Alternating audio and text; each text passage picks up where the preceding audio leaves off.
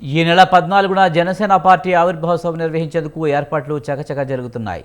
పిఠాపురం నియోజకవర్గం చిత్రాల గ్రామంలో ఈ సభ నిర్వహణకు అధినేత పవన్ కళ్యాణ్ నిర్ణయించారు.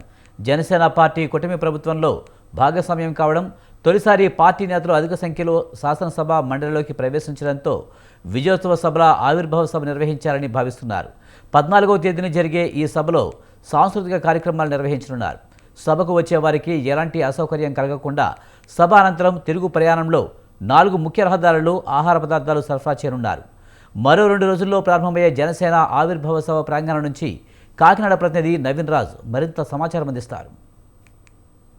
పార్టీ ఆవిర్భవించి 12 ఏళ్ళు పూర్తయిన సందర్భంగా అయితే కనుక 12వ ఆవిర్భావ దినోత్సవం సందర్భంగా పిఠాపురం నియోజకవర్గం నుంచి ప్రాతినిధ్యం వహిస్తున్న పవన్ కళ్యాణ్ నియోజకవర్గం నుండే ఈ ఆవిర్భావ సభ అయితే ఏర్పాటుకైతే కనుక చకచక ఏర్పాట్లు అయితే జరుగుతున్నాయి. 14వ తేదీన అయితే ఈ ఆవిర్భావ సభ ఏర్పాటు చేయడానికి ఇప్పటికే నిర్ణయించారు. దీనికి సంబంధించి మంత్రి నాదెండ్ల మనోహర్ అయితే ఇక్కడ ఏర్పాట్లకు సంబంధించి 14 కమిటీలు అయితే ఈ కమిటీల పర్యవేక్షణలో అయితే ఆయన నిత్యం కూడా ఈ ఏర్పాట్లకు సంబంధించి ఎలా జరుగుతున్నాయి, ఈ సభకు సంబంధించి ఏమేమి ఏర్పాట్లు చేయాలనే దాని మీద ఆయన నిశ్చితంగా అయితే పరిశీలన చేస్తున్న పరిస్థితి అయితే ఉంది. ఇక్కడ మనం చూడొచ్చు, చిత్తరాడ గ్రామంలో అయితే ఈ ఆవిర్భావ సభ ఏర్పాటు చేయాలని ఇప్పటికే నిర్ణయం చేశారు. ఏర్పాట్లు కూడా పూర్తిగా అయితే చేస్తున్నారు. మనం చూడొచ్చు, లక్షలాది మంది అంటే ఇటు తెలుగు 2 రాష్ట్రాల నుంచి కూడా లక్షలాది మంది కార్యకర్తలు, అభిమానులు, పార్టీ శ్రేణులు కూడా హాజరవుతాయని చెప్పేసి అయితే ఈ పార్టీకి సంబంధించిన నేతలు ఇప్పటికే ప్రకటించారు. అదేవిధంగా ఇక్కడ మనం చిత్తరాడ గ్రామంలో మనం ఏర్పాట్లు అయితే చూడొచ్చు. ఈ భారీ వేదికనైతే ఏర్పాటు చేసి ఈ వేదిక మీద అధికంగా అతిథులు కూడా ఆశీనులు అయ్యేలాగా అక్కడైతే ఏర్పాట్లు అయితే చేశారు. ఈ ప్రధానంగా చూస్తే పవన్ కళ్యాణ్ ఈ 12 ఏళ్ల ఆ పార్టీకి సంబంధించి దిశ నిర్దేశం కూడా ఆయన ఇక్కడ ఈ వేదిక నుంచే కూడా ప్రకటించే అవకాశం ఉందని చెప్పేసి ఇప్పటికే నాయకులు అయితే చెప్పడం జరిగింది.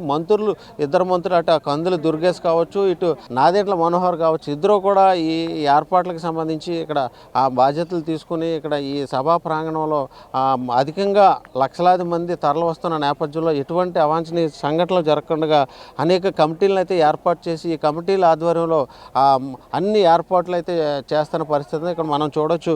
ఆ విజువల్స్లో అయితే మనం చూడొచ్చు. ఇక్కడ భారీగా అంటే సాయంత్రం 4 గంటలకి ప్రారంభమయ్యే ఈ సభ అయితే కనుక 5 గంటల పాటు కొనసాగుతుంది. 9 గంటల వరకు కూడా ఈ సభ జరిగే అవకాశం ఉన్న నేపథ్యంలో ఎటువంటి అవాంఛనీయ సంఘటనలు జరగకుండా కూడా ఇక్కడ వేలాది మంది, లక్షలాది మంది కార్యకర్తలు వస్తున్న నేపథ్యంలో ఎటువంటి ఇబ్బందులు జరగకూడదు, ఎటువంటి అసౌకర్యాలు కలగకుండా కూడా అన్ని ఏర్పాట్లు చేయాలని చెప్పేసి ఇప్పటికే నాయకులు అయితే ఇక్కడ ఏర్పాట్లు చేస్తున్నారు. ప్రధానంగా చూస్తే కనుక ఈ సభా ప్రాంగణం వద్ద అయితే కనుక ఇటు కుర్చీలు కావచ్చు, ఇటు లైటింగ్ కావచ్చు, అదేవిధంగా ఎక్కువ మంది జనం తరలి వచ్చే నేపథ్యంలో డయాస్ కనిపించకపోవడంతో సుమారు 20 స్క్రీన్లు కూడా ఏర్పాటు చేసి అందరికీ కూడా ఈ వేదిక మీద జరుగుతున్న అన్నీ కూడా చూపించేందుకు కూడా కనుక ఇక్కడ ఏర్పాట్లు అయితే చేశారు. మన భారీగా లైటింగ్ కావచ్చు, అలాగే చైర్స్ కావచ్చు, బారికేడ్లు కూడా ముఖ్యంగా చూస్తే ఈ మీటింగ్ అయితే కనుక ఇటు యువత కానీ, అటు మహిళలు కానీ, వీర మహిళలు కానీ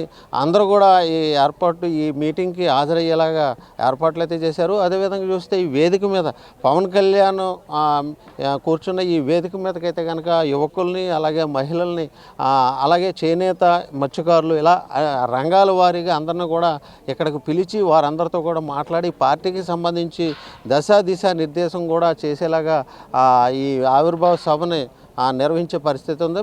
ముఖ్యంగా చూస్తే కనుక ఈ ఆవిర్భావ సభలో ముఖ్యంగా యాస, ప్రాస, సాంప్రదాయాలను కూడా ప్రతిబింబించే విధంగా ఈ వేదిక వద్ద ఈ ఆవిర్భావ సభను నిర్వహించాలని చెప్పేసి నాయకులైతే ఇప్పటికే ప్రకటన కూడా చేశారు. ఒక విభిన్నమైన సంస్కృతి, సాంప్రదాయాలను ప్రతిబింబించే విధంగా ఇక్కడ కార్యక్రమాలు కూడా రూపొందించామని చెప్పడం జరిగింది. ముఖ్యంగా చూస్తే ఈ 5 గంటల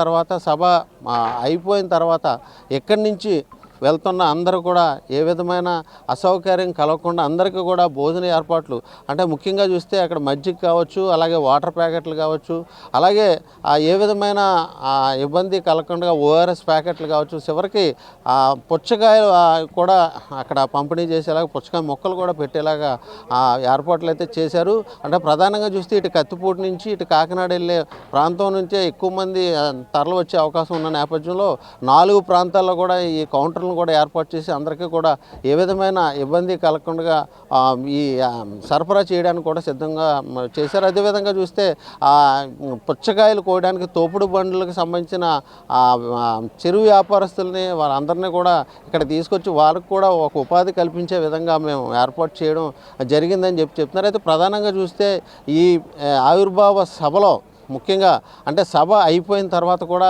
ఇక్కడ ఈ ప్రాంగణంలో పార్టీ జెండాలు కావచ్చు, లేకపోతే గ్లాసులు కావచ్చు, ఇవన్నీ కూడా మేము ఎక్కడి నుంచి వదిలేకుండా దీని అంతటిని కూడా క్లీన్ అండ్ గ్రీన్ చేసేలాగా దీన్ని అంతటిని కూడా పరిశుభ్రంగా ఉంచే విధంగా మేము బాధ్యత తీసుకుంటామని కూడా చెప్పడం జరిగింది. ప్రధానం చూస్తే ఈ ఆవిర్భావ సభ మిగతా పార్టీలకి భిన్నంగా ఒక అర్థవంతంగా ఈ పార్టీకి సంబంధించిన అన్ని దిశ నిర్దేశం కూడా పవన్ కళ్యాణ్ ఈ వేదిక నుంచి కూడా ప్రకటించి దీన్ని భారీ ఎత్తున పార్టీకి అంటే ముఖ్యంగా చూస్తే ఇది ఒక ఆవిర్భావ సభ కాకుండా ఒక విజయోత్సవ సభగా కూడా దీన్ని నిర్వహించాలని చెప్పేసి ఆ పార్టీ కూడా నిర్ణయించిందని చెప్పడం. అంటే ముఖ్యంగా ఇటు పిఠాపురం నుంచి పవన్ కళ్యాణ్ విజయం సాధించిన తర్వాత అలాగే పార్టీ 12 ఏళ్ళు తర్వాత కూడా 100% కూడా ఈ సీట్లు సాధించిన నేపథ్యంలో దీన్ని ఒక విజయోత్సవ సభగా ఆవిర్భావ సభన విజయోత్సవ సభగా కూడా నిర్వహిస్తామని చెప్పేసి చెప్పడం జరిగింది. ఇది ప్రధానంగా చూస్తే ఇక్కడ ఉన్న తాజా పరిస్థితి. కెమెరామెన్ సుమన్తో నవీన్, స్వతంత్ర న్యూస్, పిఠాపురం నుంచి.